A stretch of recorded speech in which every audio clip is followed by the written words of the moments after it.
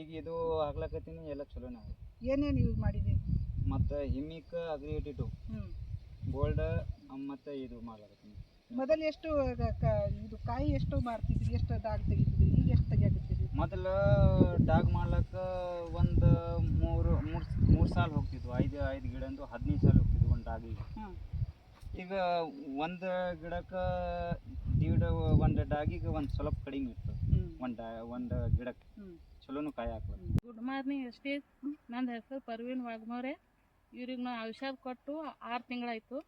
ಈಗ ಅವ್ರದ್ದು ಏನು ಬೆಳೆ ಬಂದದ ಏನಿಲ್ಲ ಕೇಳಕ್ಕೆ ನಾವು ಬಂದೀವ್ರಿ. ಓಕೆ ಹೇಳ್ರಿ ಏನೇನು ಬಂದದ ಇದನ್ನು ಔಷಧ ನೋಡ್ರಿ ಮೇಡಮ್ ಅವ್ರ, ಇದು ಕೊಟ್ಟ ಬೆಳೆಯಾಗ ಎಲ್ಲ ನಂಗೆ ಇದನ್ನಾಗ ಚಲೋನೇ ಆಗ್ಲಕತ್ತದ. ನನ್ನ ಹೆಸರು ಶಿವಾಜಿ ರಾಠೋಡ. ನಾ ಇರೋ ದೇಶಪಾಂಡೆ ತಾಂಡ, ವಾಚು ನಗರ್.